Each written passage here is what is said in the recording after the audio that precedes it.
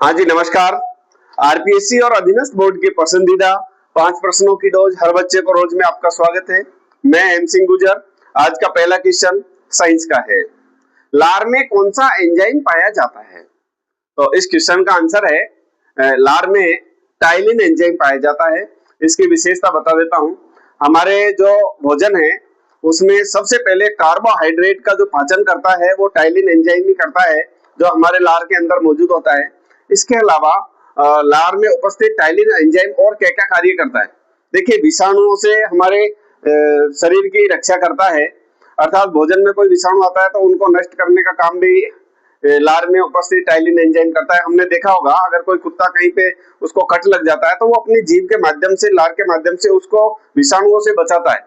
तो उसका कारण यही है कि लार में उपस्थित टाइलिन एंजाइम विषाणुओं से भी रक्षा करता है। दूसरा, हम जो रोटी खाते हैं या चावल खाते हैं उसे हम थोड़ी देर तक चबाते रहते हैं तो ऐसी कंडीशन में उसका स्वाद मीठा मीठा हो जाता है। मतलब टाइलिन एंजाइम जो है वो स्वाद को मीठा करता है, भोजन को नरम और लसलसा करता है। एक और महत्वपूर्ण कार्य करता है कि लार के अंदर अगर टाइलिन एंजाइम नहीं हो तो हमारे जो दांत है, जो कैल्शियम के बने होते हैं, तो ये बहुत जल्दी खराब हो जाए। यानी कैल्शियम की रक्षा भी टाइलिन एंजाइम करता है। तो लार में कौन सा एंजाइम पाया जाता है? Ptyalin enzyme. जी, आज का दूसरा क्वेश्चन बहुत प्यारा क्वेश्चन है, लेटेस्ट पूछा गया है। तुर्रा कलंगी ख्याल में किस वाद्य यंत्र का प्रयोग होता है? सबसे पहले पूछते थे तुर्रा कलंगी ख्याल कहाँ का प्रसिद्ध है। तो तुर्रा कलंगी जो ख्याल है उसमें मुख्य रूप से जिस वाद्य यंत्र को बजाया जाता है उसका नाम है चंग वाद्य यंत्र।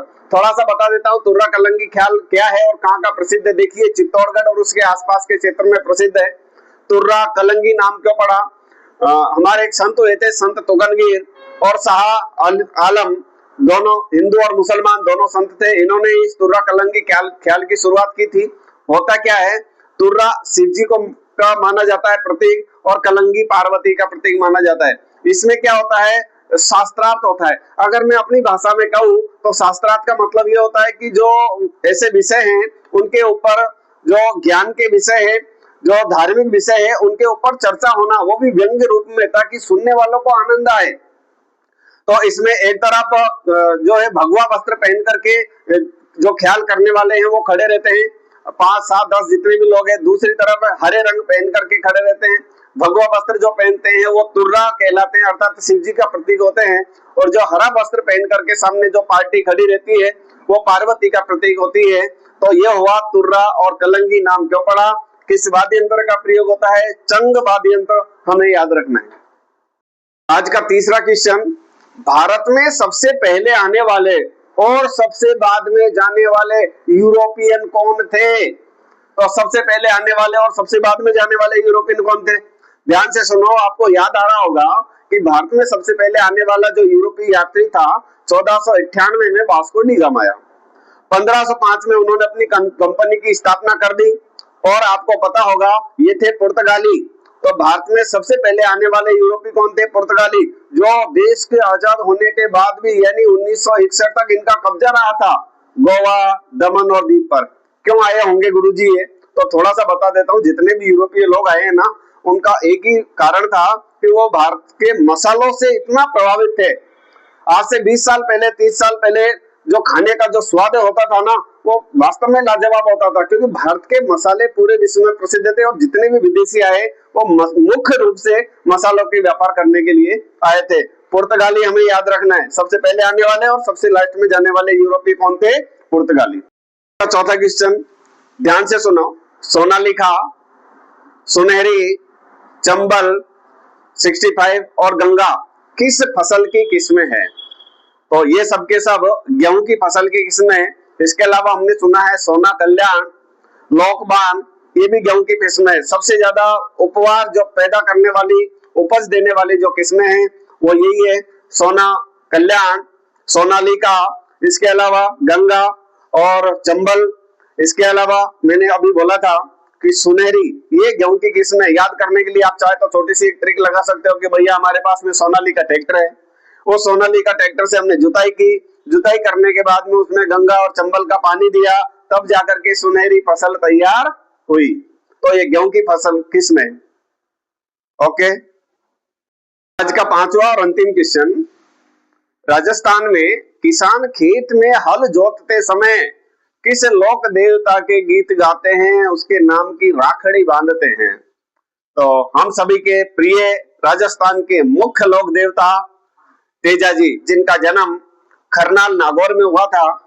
इनका जो ससुराल था सुरसरा गांव में इनकी मृत्यु हुई थी और इनकी पत्नी का नाम पेमल था। तो थोड़ी सी मैं कहानी बता देता हूँ। तेजाजी जिनकी 9 महीने में ही शादी हो जाती है, इनकी पत्नी पेमल जो 6 महीने की थी उस समय इनके पिताजी यहाँ पुष्कर मेले में आते हैं, यहाँ इनका रिश्ता हो जाता है। एक बार क्या होता है कि पेमल के जो मामा थे जिनका नाम था काला, और उन्होंने थोड़ा सा मजाक कर लिया था और मजाक में आपस में डिस्प्यूट हो जाता है दोनों परिवारों के बीच में। रिश्ता हो गया था, शादी हो गई थी, लेकिन दोनों के बीच में डिस्प्यूट हो जाता है। तेजाजी की भाभी के द्वारा कुछ ऐसे बोल बोले जाते हैं, तो तेजाजी स्वयं आते हैं पनेर गांव जो कि अजमेर में है, वहां तेजाजी का ससुराल था। तेजाजी की सास के द्वारा उनको खूब सारा मतलब धुतकार दिया गया और सम्मान नहीं मिला था। ऐसी कंडीशन में पेमल की सखी थी लाचा गुजरी, उसके घर पे वो जाते हैं। पेमल वहां आती है, लेकिन एक घटना हो जाती है। लाचा गुजरी की जो गाय थी उनको कोई चोर चुरा के ले जाते हैं और तेजाजी उन गायों को बचाने के लिए निकलते हैं। रास्ते में एक सुरसरा गांव पड़ता है, वहां पर उन्होंने देखा एक जो सांप था वो जल रहा था। अब वो सांप स्वयं जल करके इस योनि को छोड़ करके स्वर्ग में जाना चाह रहा था।